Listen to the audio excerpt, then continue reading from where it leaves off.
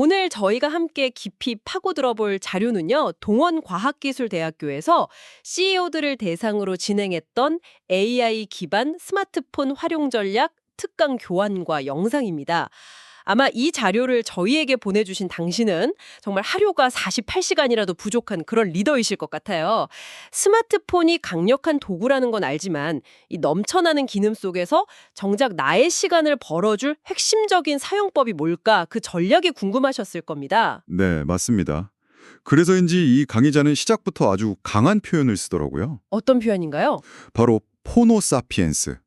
들어보셨죠? 아, 포노사피엔스, 네. 스마트폰이 더 이상 그냥 도구가 아니라 우리 신체의 일부, 말하자면 뇌에 외장하드처럼 되었다는 의미잖아요. 그렇죠. 그러면서 2023년 이후에 본격화된 이 AI 스마트폰 시대에 우리가 AI 문맹이 될 위험에 처해 있다고 경고를 해요. AI 문맹이요? 네, 이건 단순히 새로운 기술을 모른다, 이런 차원을 넘어서는 겁니다.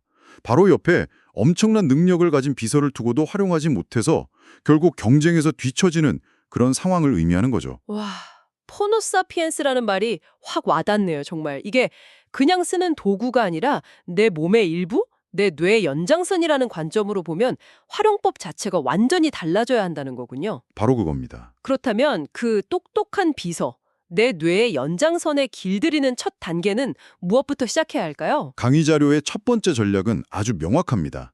인지적 마찰을 줄이는 것부터 시작하라는 거죠. 인지적 마찰이요? 좀 생소한데요? 리더의 에너지는 사실 아주 사소한 결정들, 자잘한 작업들 속에서 계속 소모되거든요. 아, 예를 들어서 김 부장한테 전화해야지라고 생각하면 보통 주소록 앱을 열고 김 부장 검색하고 통화 버튼 누르고 여러 단계를 거치잖아요. 네, 그렇죠. 늘 그렇게 하죠. 이 과정 하나하나는 뭐 별거 아니지만 하루에 수십 번 반복되면 이게 바로 집중력을 갉아먹는 주범이 됩니다. 아, 그러니까 단순히 시간을 몇 초 아끼는 그런 차원의 문제가 아니라는. 그렇죠. 그게 아니고. 네. 거군요. 정말 중요한 의사결정을 써야 할 정신적 에너지를 엉뚱한 데 낭비하지 말라는 그런 의미로 들리네요. 바로 그겁니다. 그래서 헤이국을 김 부장한테 전화해줘라는 이 음성 명령이 단지 편리한 기능이 아니라 그런 인지적 마찰을 그냥 건너뛰게 해주는 전략적인 도구가 되는 거죠. 3월 20일 오전 10시에 스마트폰 특강 일정 등록해줘 같은 명령도 마찬가지고요. 여러 앱을 오가면서 신경 쓸 필요 없이 그냥 생각의 흐름 그대로를 말로 전달해서 실행시키는 것. 그러네요. 구글 AI 이름이 제미나이, 즉 쌍둥이잖아요. 말 그대로 나를 대신해서 이런 자잘한 일들을 기억하고 처리해주는 또 하나의 내가 생기는 셈입니다. 일상의 마찰을 줄여서 확보한 에너지로 더 중요한 일에 집중한다. 굉장히 설득력 있습니다. 그런데 자료에서 정말 흥미로웠던 건요. 이런 마찰을 줄이는 걸 넘어서 아예 비즈니스의 장벽을 허무는 기능이었어요. 아, 실시간 통역 기능 말씀하시는군요. 네, 바로 그겁니다. 해외 파트너랑 통화하는데 나는 한국말로 하고 상대방은 자기 나라 언어로 듣는다니. 이게 정말 SF 영화가 아니라 현실이라는 거잖아요. 그렇죠.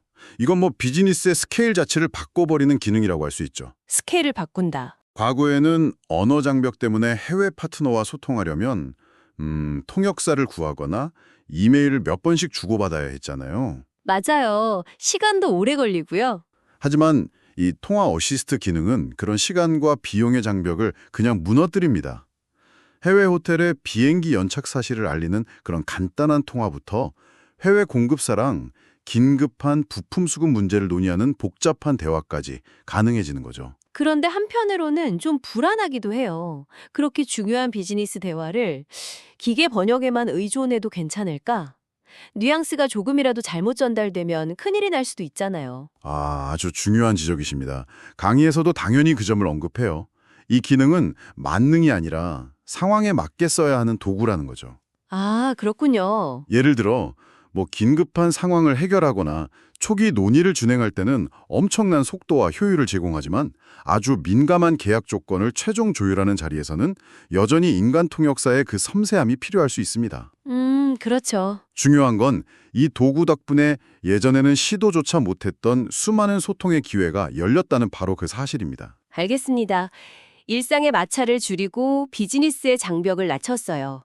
그렇게 확보한 시간과 에너지로 이제 정보를 다뤄야 하는데 사실 이게 또 다른 전쟁이죠. 정보의 홍수. 맞습니다. 이 문제에 대해서는 자료가 어떤 해결책을 제시하나요? 두 번째 전략은 정보 소비의 방식을 바꾸라는 겁니다. 정보 소비의 방식이요? 네. 모든 정보를 다 읽고 소화하려는 건 이제 불가능한 시대잖아요.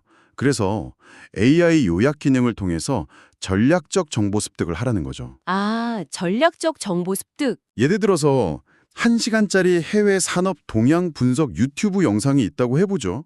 이걸 다 볼 시간이 어디 있겠어요? 없죠? 절대 없죠. 그때 홈 버튼을 길게 누르고 이 영상 요약해줘 라고 말하면 AI가 몇 개의 핵심 문장으로 내용을 쫙 정리해줍니다. 그걸 보고 더 깊게 파고들 가치가 있는지 1분 안에 판단하는 거죠. 아, 그러니까 모든 정보를 다 먹으려고 애쓰는 게 아니라 AI를 일종의 맛보기 스푼처럼 활용해서 정말 영양가 있는 정보만 골라 먹는 방식이군요. 정확합니다. 긴 이메일이나 PDF 보고서도 마찬가지겠네요? 맞습니다. 이건 단순히 빨리 읽는 기술이 아니라 정보의 우선순위를 정하는 리더의 핵심 역량과 연결됩니다.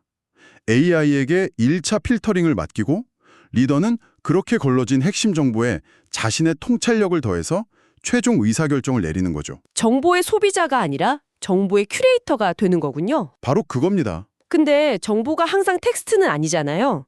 예를 들어서 경쟁사 매장을 둘러보거나 박람회에서 신제품을 봤을 때처럼요.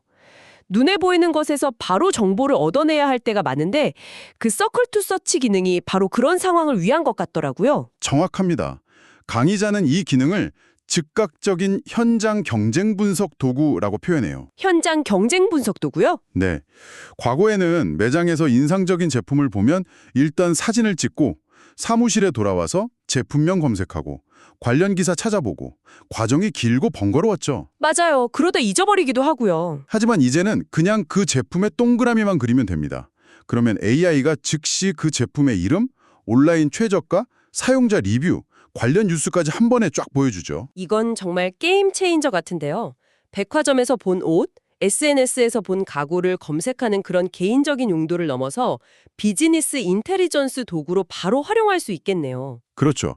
보이는 모든 것이 검색의 대상이 되는 겁니다. 와, 경쟁사의 마케팅 문구나 디스플레이 방식에 동그라미를 그려서 어떤 의도로 만들어졌는지 분석해달라고 할 수도 있고요.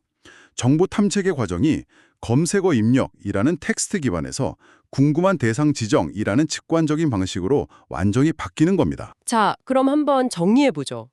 AI로 일상의 마찰을 줄여서 집중할 시간을 확보했고 넘쳐나는 정보를 전략적으로 요약하고 탐색하는 법도 익혔습니다. 이제 강의의 핵심으로 들어가는 것 같은데요. 네, 맞습니다. 이렇게 확보한 시간과 정보를 바탕으로 AI를 단순 비서가 아니라 실제 결과물을 만들어내는 조수나 파트너로 활용하는 단계 말입니다.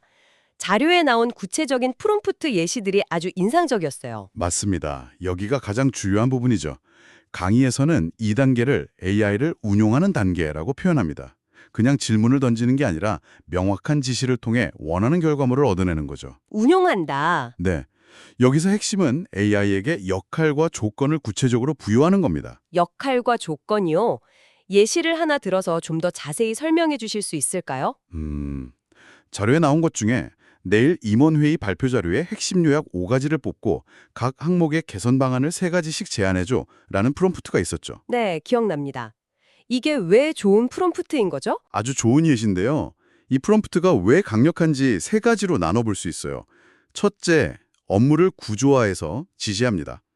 단순히 요약해줘가 아니라 핵심 요약과 개선 방안 제안이라는 2단계의 업무를 명확히 줬죠. 아, 둘째, 결과물의 형식을 지정했습니다. 5가지와 3가지씩이라는 구체적인 숫자를 제시해서 AI가 장황하게 늘어놓는 게 아니라 바로 보고서에 쓸 수 있는 형태로 결과물을 내놓게 만들었죠. 그냥 막연하게 던지는 게 아니라 내가 원하는 결과물의 목차나 키를 미리 짜서 지시하는 거군요. 바로 그겁니다. 그리고 마지막 3번째가 가장 중요한데요.